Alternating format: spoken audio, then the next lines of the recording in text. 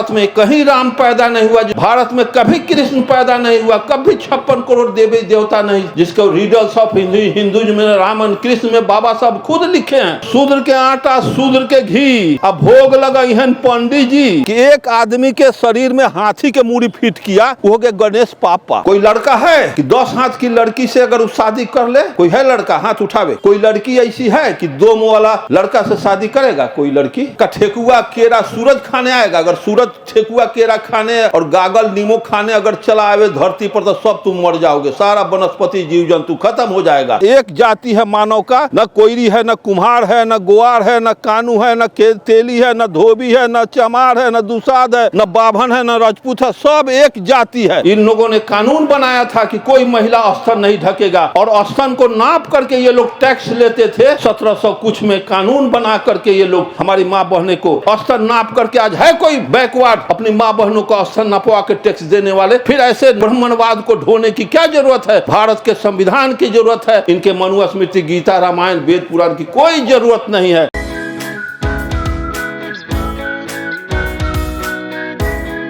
बच्चा हो रहा है तो फिर जाति कौन चीज का? जाति का डनेर, चूंकि जाति के डनेर से उनको बल मिलता है, हम में बिखराव होता है, हम एक दूसरे से अलग हो जाते हैं, खान पान उठन बैठन बोल चाल में फर्क पड़ जाता है, और हम टूट करके रह जाते हैं, बिखर करके रह जाते हैं, जिसका लाभ बेनिफिट उनको मिल जाता है और आराम से आपके ऊपर हुकूमत करते रहते हैं। ऐसी व्यवस्था इन लोगों ने बना रखा है। इसी सब बिंदुओं को लेकर के बाबा साहब अम्बेडकर ने स्पष्ट कहा, हम हिंदू कभी नहीं थे, हिंदू आज भी नहीं हैं, हम हिंदू धर्म के गुलाम हैं। हिंदू धर्म छोड़ना धर्म परिवर्तन नहीं, ये तो गुलामी के जंजीरें तोड़ना, इसे वीर पुरुष ही कर सकते हैं। ये धर्म के आड़ में हमारा धार्मिक डकैती इन लोगों ने करके हमारे समाज को लूटा है, आज तक लूटते आ रहे हैं ये लोग। इनकी व्यवस्था एकमात्र आपको सामाजिक तौर से संगठित होकर के समाज बना करके ही कोई सामाजिक लड़ाई लड़ सकते हैं। यहाँ तो ब्राह्मणवाद एक ही बिछौना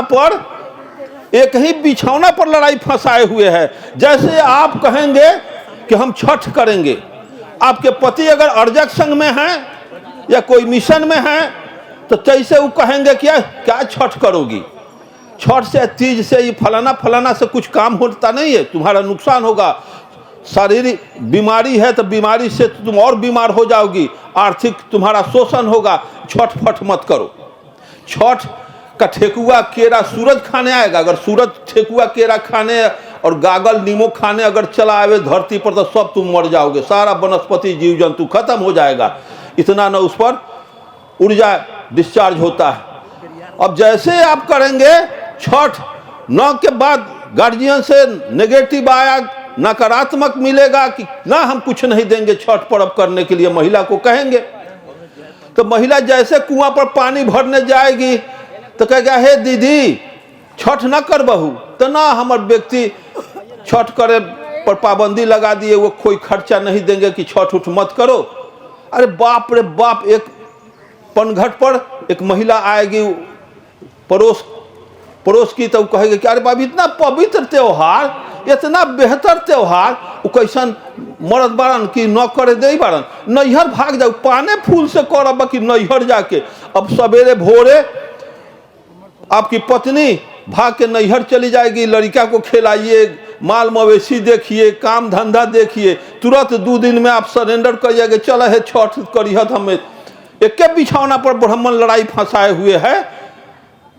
हमेशा ब्राह्मण जीता है लड़ाई में, हमेशा हमारा समाज हारा है, यही इतिहास अभी तक है।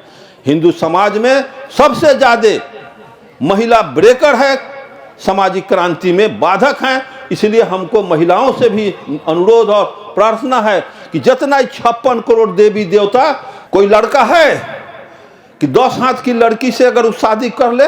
कोई है लड़का? हाथ उठावे कि 10 लाख अगर हमारी हमको लड़की अगर पैदा हो, उस लड़की को 3 गो हाथ हो जाए, हम समाज में लड़का खोजने जाएंगे, कहीं लड़का मिलेगा? कोई लड़का 3 हाथ की लड़की से शादी करने के लिए तैयार होगा? कोई लड़का 3 हाथ की लड़की से शादी नहीं करेगा। फिर अगर कोई लड़का 2 मुंह वाला हो जाए, कोई लड़की ऐसी है कि दो मुंह वाला लड़का से शादी करेगा? कोई लड़की दो मुंह वाला कह देगा कि रे बानर से शादी करे जाए थे कर बाप। ये सब फरेब जाल रच करके समाज को दिग्भ्रमित किया गया। केरल का पेंटर रवि राजा पेंटर 10 हाथ एक औरत के हाथ में, एक लड़की के शरीर में 10 गो हाथ लगा दिया। वो पेंटर कला का प्रदर्शन किया, वो हो गया दुर्गा माई। और वही सबसे पहले गणेश का चित्र बनाया कि एक आदमी के शरीर में हाथी के मूड़ी फिट किया, वो हो गया गणेश पापा। तो क्या ये सब फरेब में फंसते हो? ये सब समाज को बहुत ज़्यादा धोखा देने का काम ये देवी देवता 56 करोड़ देवी देवता एक साजिश है, इसको छोड़ना होगा। मानव जाति में एक जाति है मानव का, न कोयरी है, न कुम्हार है, न ग्वार है, न कानू है, न तेली है, न धोबी है, न चमार है, न दुसाद है, न बाभन है, न राजपूत है, सब एक जाति है। जब तक एकता नहीं, देश एक नहीं होगा, देश समृद्ध दुनिया के दौर में नहीं होगा। और ये ब्राह्मणवाद को आपको छोड़ने के लिए ये सब जानना होगा। पेरियार रामास्वामी नायकर को पढ़ना होगा, बाबा साहब को पढ़ना होगा, सच्चाई कार्ल मार्क्स को पढ़ना होगा। मार्क्स ने कह दिया कि रिलीजन ओपियम ऑफ प्रोलेटारिएट का, धर्म गरीबों के लिए अफीम है। विज्ञान किसी विषय को प्रयोग करके सिद्ध करेगा, नहीं तो रिजेक्ट कर देगा। विज्ञान में लेकिन किंतु मगर परंतु नहीं होता है। इसी तरह से सत्य में कोई लेकिन किंतु मगर परंतु। बुद्ध ने कहा था कि सत्य के मार्ग पर चल के असफल हो जाना कहीं बेहतर है झूठ के मार्ग पर चल के सफल होने से। ये ब्राह्मण लोग हमारे आर्थिक शोषण करके समाज को, देश को इतना ज़्यादा डैमेज किया कि दुनिया के दौर में हम सबसे पीछे आ गए। अगर वो समाज बना करके वो रखते तो आज हम चीन और रूस के जैसा, अमेरिका के जैसा, जापान के जैसा विकसित राष्ट्र थे। आज हमारे ऊपर एक आदमी पर 1.5 लाख रुपया कर्ज लाद दिया गया।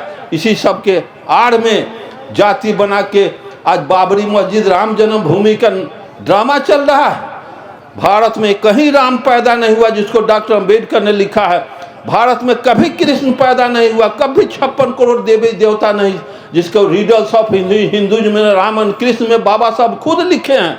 आपको जानने की जरूरत है। मैं चाहूँगा कि फूदेन देवी के शोक सभा पर आप लोग मुझे बुलाकर मेरी बात को बड़ी धैर्य से सुने माँ बहने, और आप लोगों को हिदायत मैं कर रहा हूँ। हमारी माँ बहने के सीना पर जो सीना ढकने का जो इन लोगों ने कानून बनाया था कि कोई महिला अस्तर नहीं ढकेगा, और स्तन को नाप करके ये लोग टैक्स लेते थे 1700 कुछ में कानून बना करके ये लोग हमारी माँ बहने को नंगे रखते थे, वस्त्र पहनने का अधिकार नहीं था, और स्तन टैक्स ही लोग लेते थे स्तन नाप करके। आज है कोई बैकवर्ड अपनी माँ बहनों को स्तन नपवा के टैक्स देने वाले? फिर ऐसे नालायक ब्राह्मणवाद को ढोने की क्या जरूरत है?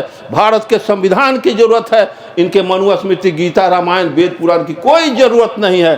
सोमनाथ के मंदिर को ध्वस्त करके गजनी ले गया, पढ़ा लिखा नौजवान जानता है।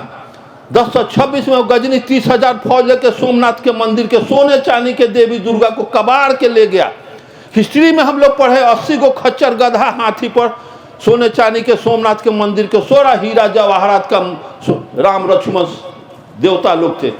गजनी ले गया अफगान। तो जब सोने चांदी के देवी दुर्गा को गजनी का बाल नहीं टेढ़ कर सका तो गिट्टी छड़ सीमेंट के हनुमान हमारा क्या बना बिगाड़ देगा? इसे बूझने की जरूरत है। नजर बदलिए, सोच बदलिए और पढ़िए, तार्किक बनिए, और मार्क्स को पढ़िए, पेरियार को पढ़िए, बाबा साहब को पढ़िए, और कबीर को पढ़िए, और रामस्वरूप वर्मा को, ललित सिंह यादव को, जगदेव को पढ़िए। नतीजा रास्ता अपने आप निकलता चला जाएगा। और ये खरवास पक्ष का से मैं भयभीत होइए। खरवास पक्ष का कुछ होता नहीं है, पुण्य पाप कुछ होता नहीं है, स्वर्ग नरक कुछ होता नहीं है।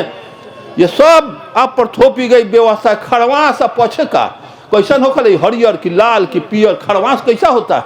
पचका कैसा होता है? आप जाते हैं कि शुभ घर बना लेगा 5 लाख 10 लाख का, अब गृह प्रवेश पंडित जी कर रही हैं।